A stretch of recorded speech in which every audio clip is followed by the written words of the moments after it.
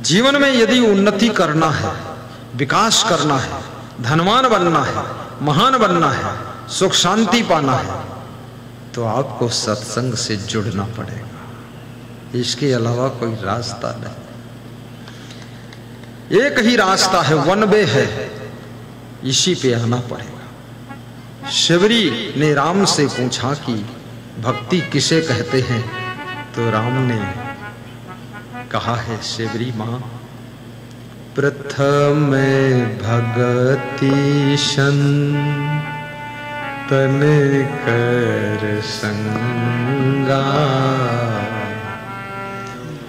दूजे रति मान कथा प्रसंगा।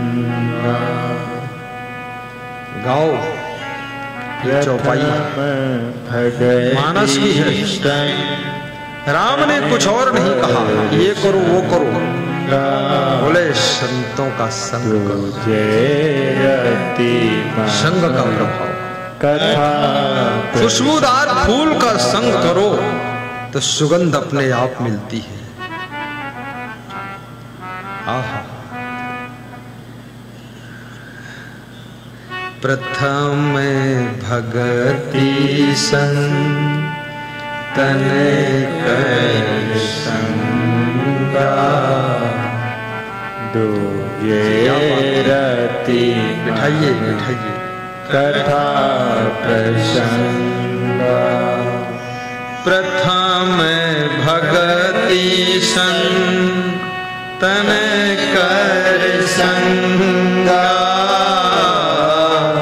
दूजे रति मम कथा प्रसंगा, दूजे रति। भगवान शबरी को कहते हैं दूसरी भक्ति, जहां मेरी कथा हो रही हो, जहां प्रवचन हो रहा हो, सत्संग हो रहा हो, कोई संत वाणी प्रसारित हो रही हो, अति प्रेम से जा करके सुन लेना, ये दूसरी भक्ति। दूजे रति मम कथा प्रसंग। कथा, सत्संग, प्रवचन जो बहुत प्रेम से सुनता है उसी को फल मिलता है। बहुत बार मनुष्य कथा में आता है लेकिन प्रेम से सुनता नहीं, मन में सोचता है हमारा न्योता था तो हम आ गए बैठे। न्योता बुलाया था अवस्थी जी ने इसलिए आ गए हैं, अब महात्मा जी कुछ बोल रहे हैं, चलो बैठे हैं, कोई बात नहीं।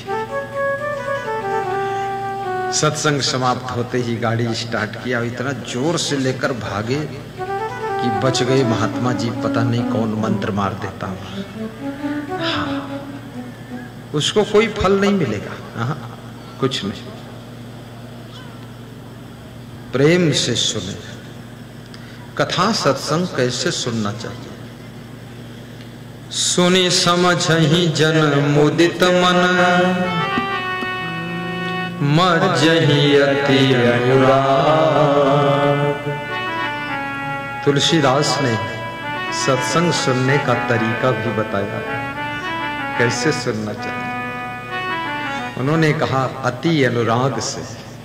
अनुराग माने प्रेम होता है, लेकिन अति शब्द लगाया, यानी अति प्रेम से सुनना चाहिए। अत्यंत प्रेम, लास्ट दर्जे का प्रेम, उसके बाद प्रेम और बचा ही नहीं, पूरे प्रेम से सुने, पूर्ण प्रेम। मज्जहि अति अनुराग। मज्जहि माने स्नान करना। एक तो पानी से स्नान होती है, शरीर का मैल धुलता है, और दूसरी स्नान सत्संग के द्वारा ज्ञान के जल से होती है, जिससे मन और अंतःकरण का मैल धुलता है। शरीर का मैल तो सभी लोग धो लेते हैं लगभग, लेकिन मन का मैल कोई बिरले धो पाता है। और मन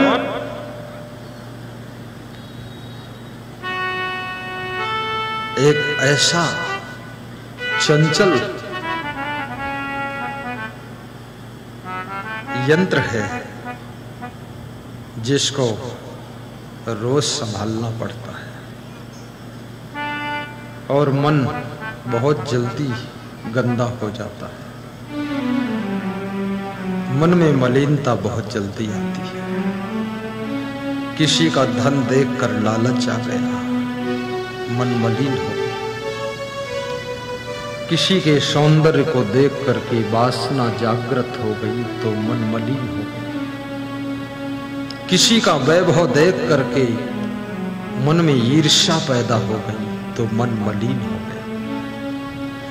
किसी की उन्नति को देख करके मन में जलन होने लगी, बस मन मलिन हो गया। किसी का यश, किसी का नाम देख करके मन में झरसुआपन पैदा हो गया।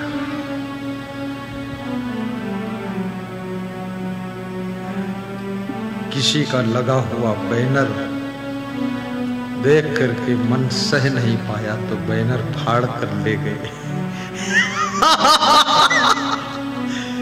ये मन की मलिनता ही है, बैनर फाड़ दिया। कुंभ मेला राजिम छत्तीसगढ़ में मैंने देखा, एक होर्डिंग लगा था, उसमें से एक नेता के फोटो की लोग आंख निकाल ले गए। तो मैंने पूछा इसकी आंख निकाल दिया, क्या बात है? बोले इसको हम देखना नहीं चाहते। तो हमने कहा तो अपनी आंख निकालना चाहिए, तब तो नहीं दिखाई देगा, उसकी क्यों निकालना? बोले इसकी भी निकाल दूंगा, आंख रहेगी नहीं तो इसकी दिखाई नहीं देगी, इसका मुंह काट दूंगा चक्कू से। बोले हमने कहा साक्षात काटो तो पता चले। बोले साक्षात तो उसके पड़ोस पहुंचना मुश्किल है, मंत्री है, मिनिस्टर है, पर जो मेरे अंदर भड़ास है, गुस्सा है, वो इसके बैनर को काट दूंगा। ये मन के अंदर जो क्रोध आता है, गुस्सा, इससे मन मलिन होता है, बहुत खतरनाक। कई बार तुम जिसको गाली देते वो है भी नहीं, बहुत दूर है, और तुम गाली अपने घर में बैठ कर देते हो। यही मन की मलिनता है।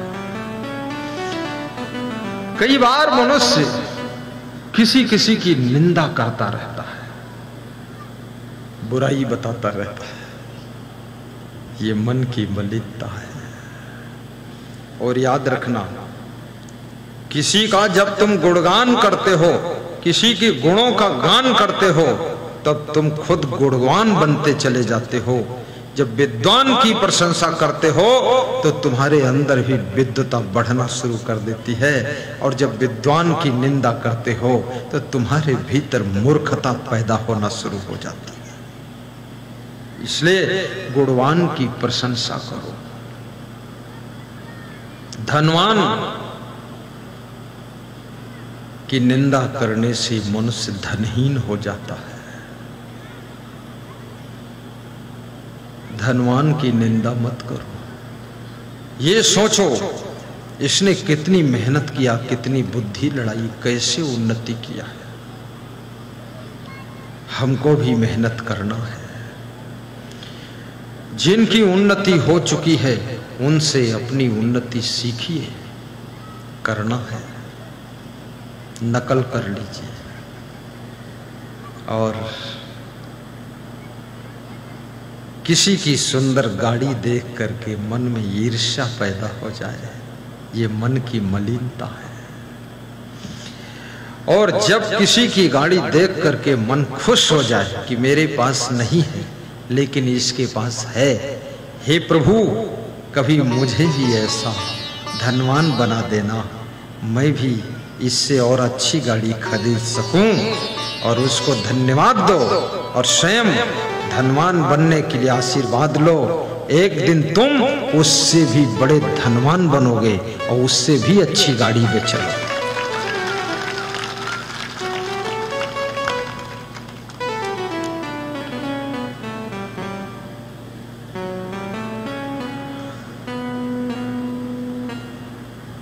यदि आपके मन में आलस्य आ गया, आलस्य भी दो प्रकार का होता है। एक तो शरीर से आलसी जो पड़ा रहता है माटी का धोंधा जैसे, ढोल जैसे, फूटी ढोल पड़ी है अब बजेगी भी नहीं, वो शरीर से आलसी। दूसरा मन से आलसी जो सोचना भी नहीं चाहता है। आलस्य अपमान के पास में पहुंचाता है। आलस्य और अहंकार ये दोनों खतरनाक है। परिश्रम करने से अहंकार की मृत्यु भी होती है। छोटे छोटे काम करो, अहंकार मर जाएगा। झाड़ू लगाने से अभिमान बहुत जल्दी मरता है। कुर्सी इधर से उधर उठा कर ले जाओ, बड़ी नम्रता आ जाती है।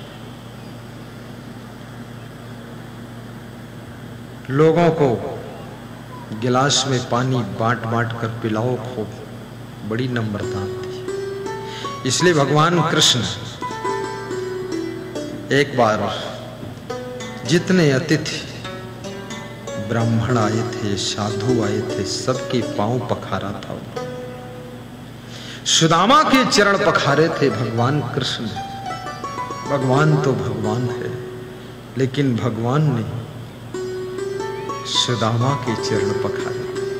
भगवान ने सिखाया है संसार को, मैं भगवान हूं, लेकिन फिर भी किसी पवित्र दिव्य आत्मा के चरण पखारने से हमारा भी मन धुल जाता है। निरपेक्षम मुनिम शांतम निर्वैरम सम दर्शनम अनवृज्जा में हम नित्यम पूयते घृणुहि। भागवतकार कहता है, अपेक्षा रहित शांत मननशील समदर्शी संतों के पीछे पीछे मैं इसलिए घूमता हूं कि उनके चरणों की धूल मेरे सिर पर पड़ जाएगी तो मैं भी पवित्र हो जाऊंगा। ऐसा भगवान श्री कृष्ण कहते हैं। भगवान राम भी संतों को बहुत मानते थे।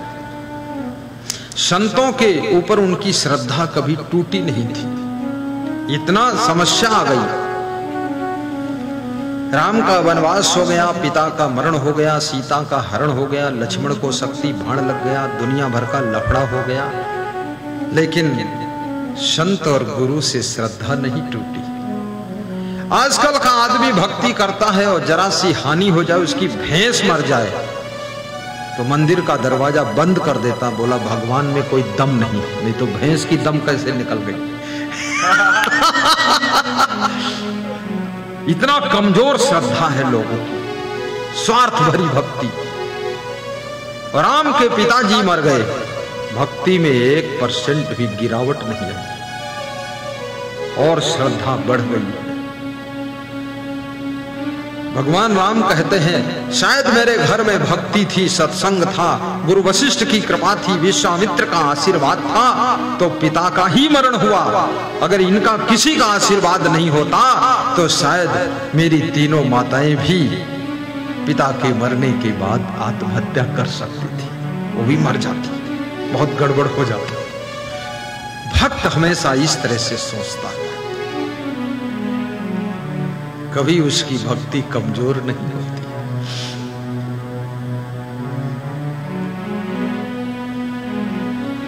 बहुत बड़ी बात है।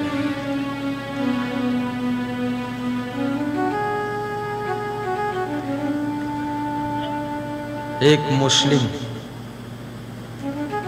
रोज नमाज पढ़ने जाता था मस्जिद में।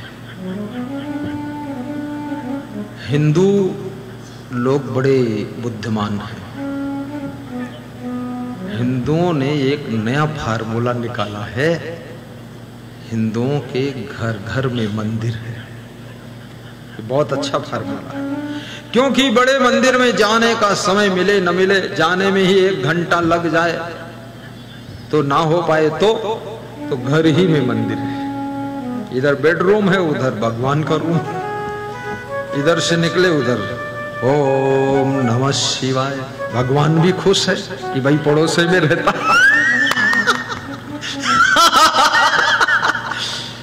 ईश्वर मैंने बहुत विचार किया, ये बहुत जरूरी था, अभी हो गया। इस कलयुग में लोगों ने नया फार्मूला निकाल लिया, लेकिन इसका एक दुष्परिणाम भी आया है कि अब लोग बड़े बड़े मंदिरों में बहुत कम जाते हैं, तो सोने सोने मंदिर हो गए। अपने घर के मंदिर में भी पूजा करो सुबह शाम, लेकिन आपके गांव में आसपास में कहीं बड़ा मंदिर हो तो सप्ताह में एक दिन समय निकाल कर वहां जाकर आधा घंटे बैठो, ध्यान लगाओ, दर्शन करो। क्योंकि मंदिर भक्त के जाने से, पुजारी के पहुंचने से मंदिर जीवित हो जाता है, अन्यथा मंदिर धीरे धीरे सुषुप्त अवस्था में पहुंच जाता है।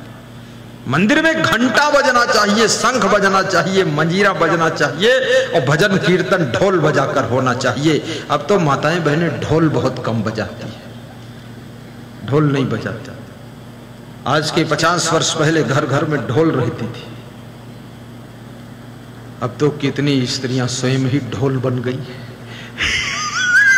और कितनी स्त्रियों के पति मंजीरा बने हुए हैं, खनमन खनमन ऐसे बजता।